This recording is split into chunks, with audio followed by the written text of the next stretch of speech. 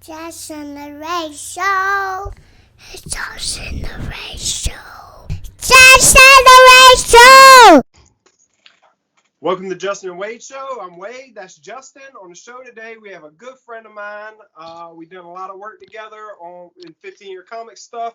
Boris is an amazing artist and a good friend of mine. How you doing today, Boris? I'm doing very fine. Thank you very much, Wade. It's an absolute joy. It's an absolute joy to see you and Justin.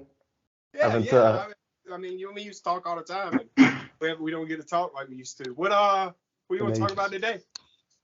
I want to talk about my original content because you're not gonna plug this in. We're just gonna put it in the conversation. Okay, Unholy Trinity then? Yep, the Vampire Hunters. Vampire Hunters, Unholy Trinity. Mm-hmm. And these are comic book characters to start with tell the three listeners. The real Unholy Trinity, our listeners. Exactly. You know it. Unholy Trinity has been a little thing I've been doing since I think 2016. Inspiration I got from playing a lot of Skyrim, because for some reason there was a long time ago a friend of mine introduced me to the game, and I had a bad impression of it. But after a while, I decided to go back into it, and I really got like, I think we had this conversation before. It was first person, and which is fine for most games, but like slashing games with first person is so cheesy. It's just like So exactly. I think you told me somebody told me years later that no, you can change it to third person, and it's a whole different game. Exactly, and that's the thing. Like, the reason I really disliked it is the same that you were telling me. Like, it's just like I don't enjoy like running away from walls, hitting. Like, it just doesn't. I don't feel immersed in this shit. And I was like, holy shit, this is so different. This feels fun. And I've dabbled in a bit of modding in previous games, like when you modify the games, like PC games and stuff like that. So I was like, I want to make the perfect original character, like builder thing. So I was like installing mods and stuff and made this barbarian character, which is one of the characters that became one of the three members of the Unholy Trinity, Beth, which is this big warrior lady with two swords, basically. Yeah, that's awesome.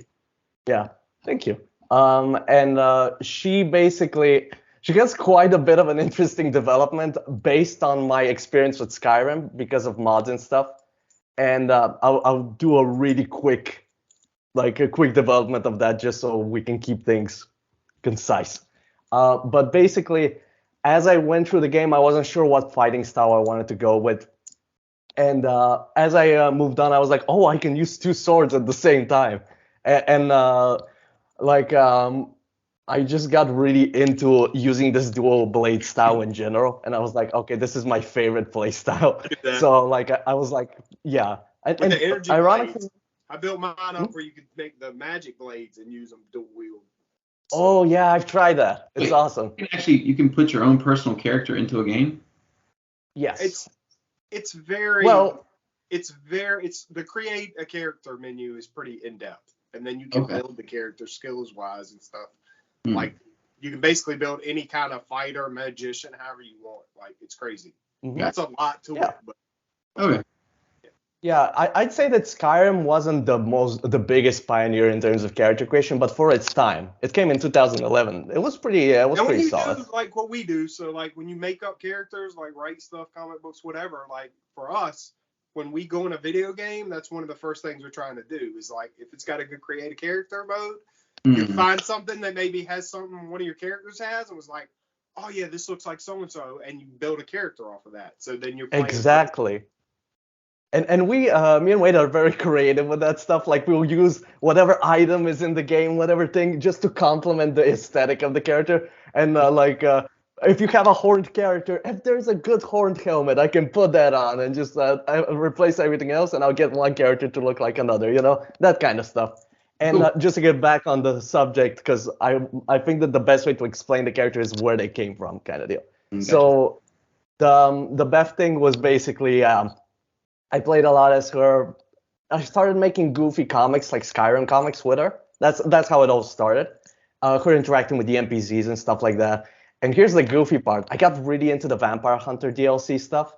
Like that's when my obsession with Vampire Hunter started, like the concept of it. And I've always loved vampires, so like just having an excuse to draw different concepts of them is pretty fun. In fact, I was a particular fan of your monsters segment episode because I was like, I like monsters. But regardless, the point I'm trying to make is that there were two NPCs. Thanks for the shameless plug for our show on our show. That's all. Well, the whole conversation is a plug on my thing. It's only fair. Yes. Go ahead. So let's move on. So basically, what happens is I meet two NPCs that are really awesome. They were called Gunmar and Soreen in the game, and I was like enjoying myself so much drawing stories with the three of them. They were like NPCs with really few dialogues. One was the blacksmith, and one was like an archer. And I was like, I really like these characters. And as I moved on, I started adding more personality to them in my comics, and I was like, why don't I make my own fucking story so I don't like relegate myself to the lore of like the Elder Scrolls universe? I'm already doing my own like I'm already adding flavor to my buddies like sci-fi universe stuff, like, and I'm getting really into fantasy anyway. So why not like make my own thing from scratch, you know? And I just developed them in a way like the characters that went from Gunmar became Galmar, and Soreen became Cerise. Like I just switched them up just to be enough to be like, oh, that's based on that character. But like as I moved on and made them, personalities changed, their habits, obviously, the fighting styles and all that has changed based on the basis that the Elder Scrolls game had on those specific NPCs. But like they were a solid basis for something that I completely switched up and changed. And after that, it was mostly about finding the style of stories I wanted to tell, in the sense of how grounded do I want it to be, how over the top do I want it to be, kind of deal. And as I was moving forward, I was thinking of like what direction should I go, because I was also like falling in love with The Witcher at that stage as well. Like it was during a period in which I was already developing something, but The Witcher 3, the game, came like I got, and I was like really into that style. But at the same time, I was like, this still feels a little too grounded for what I'm going for. And I remember me, Wade, and Ray. Ray is another buddy of ours, and I'm pretty sure he was in one of the the last show. Yep. Yeah, I need to watch that. But regardless, that kind of like pushed me to think I wanted to be more over the top. And it basically, now that I've gotten into like recently Devil May Cry, because I always compared my Trinity, I always said it's probably like a combination of The Witcher and Devil May Cry in terms of like wackiness. And I'm like, after playing the whole Devil May Cry series, because I went from 1 to 5, lovely games, fucking, especially 5. Yeah, Melody loves those games. 5 is so good too. Like they're all great. Which one is her favorite? Do you know? Perhaps? I don't know. I don't remember where she stopped either. I mean, she hasn't played one in a while, but she used to play those. They're fucking good, all of them. There's not one that well, I think 2 is the troubled child, but let's not divert too much to the topic.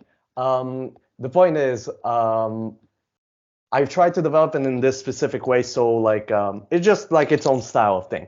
And it gives me the excuse to make a lot of wacky vampires, because I have like so many variations. Some of them are smart, some of them are bestial. Like I'm just like, I have an excuse to make all the vampire types I want, basically. Yeah. Do you have you created a book yet, or are these just still characters developing? Well, I've made a few, sort of. Here's the thing. I made my first in 2018, which I'm not super happy about for the style, because it was during a period which for some reason I was very timid in making like bigger female characters, because I was like, oh, people need to like this, so I'm trying to capitalize on making it a little more, how do you say, conventionally pretty, quote unquote. Like I was trying to go for that. I'm like, fuck this. Like a few years later, I'm gonna draw the character how I envisioned them, which is like a Goliath type of character anyway. She was never meant to be this pretty, like pristine character anyway. But the story itself was fun, a lot of snark, and I'm very proud of it. We actually, I had a friend of mine that actually published those. Actually, some of that stuff. Yeah, you have some of it. Yeah. Yeah, Yeah, you did do one full book, and then you've done a bunch of short stories and like single frame stuff. I mean, single page stuff. Yeah. exactly. Like I've always wanted to keep going with the big ones, but it's so hard to just do everything on your And you know own. what else? I'd like to keep going with this show, but time's up. Thanks Oh, for it's being gone. here today, Boris. Absolutely. Everybody Thanks like, for being here. subscribe, comment. I mean, it was really good to talk to you. It was a And pleasure.